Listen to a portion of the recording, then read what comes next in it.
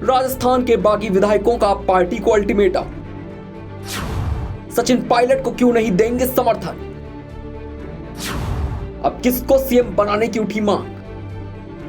राजस्थान में जो सियासी भूकंप उठा वो लगातार बढ़ता ही जा रहा है बजाय थमने के। रोज रोज राजस्थान के सियासी गलियारों से नई नई बातें और नए नए विरोध के स्वर निकलकर सामने आ रहे हैं, जिन्हें देखकर यह लगता है कि कहीं ना कहीं इतने व्यापक स्तर का विरोध कांग्रेस की आला कमान को सोचने पर मजबूर तो जरूर करता होगा। वो एक अलग बात है कि पार्टी ने अभी तक ये स्पष्ट नहीं किया है कि राज्य के सीएम की कुर्सी अशोक गहलोत के हिस्से में बरकरार रहेगी या फिर अब उस पर कोई नया चेहरा काबिज होगा। लेकिन इन सब के बीच में जब अशोक गहलोत भारत छोड़ो यात्रा पर निकले और फिर ये बातें सामने आई कि वो कांग्रेस के अध्यक्ष पद का चुनाव लड़ेंगे और सीएम की कुर्सी पर राजस्थान के डिप्टी सीएम सचिन पायलट की ताजपोशी की जाएगी, तो गहलोत गुट के तकरीबन 102 विधायक उबल उठे। उन सभी ने सामूहिक रूप से पार्टी के इस फैसले के खिलाफ जाते हुए और सचिन पायलट का विरोध करते हुए अपने पद से इस्तीफा दे दिया। अब पार्टी के सामने समस्या है कि अगर वो इस्तीफे को अपनी रजामंदी दे दे तो सरकार गिरनी तय है। ऐसे में वो विधायकों को मनाने की कोशिश में जुटी हुई है, लेकिन विधायकों का कहना है कि जब तक गहलोत के सीएम पद पर रहने या ना रहने का निर्णय नहीं हो जाता तब तक इस्तीफे वापस नहीं लिए जाएंगे।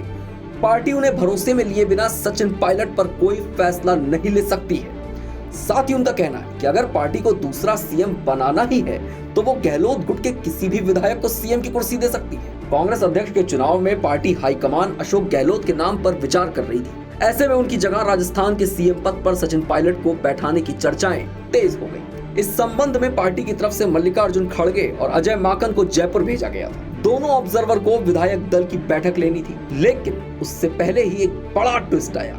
उससे पहले ही गहलोत समर्थक विधायकों ने मंत्री शांति धारीवाल के घर एकत्रित होकर सामूहिक इस्तीफे पर हस्ताक्षर कर दिए। इन विधायकों का कहना था कि बिना उन्हें भरोसे में लिए पार्टी सचिन पायलट को उत्तराधिकारी बनाने जा रही है। आखिर कैसे, जबकि पायलट गुट ने ही 2 साल पहले 18 विधायकों के साथ बगावत की थी। ऐसे में पायलट को मुख्यमंत्री बनाना स्वीकार नहीं किया जाएगा। बाकी विधायकों ने यह भी कहा था कि पार्टी हाईकमान 102 विधायक यानी जो गहलोत कैंप के विधायक हैं उनमें से किसी को भी मुख्यमंत्री के लिए चुन सकती है, लेकिन वो लोग सचिन पायलट को अपना समर्थन नहीं देंगे। इन विधायकों ने प्रदेश प्रभारी अजय माकन पर भी खुलकर हमला बोला था। उन पर आरोप लगाते हुए कहा था कि माकन यहाँ पक्षपातपूर्ण रवैये से काम कर रहे हैं।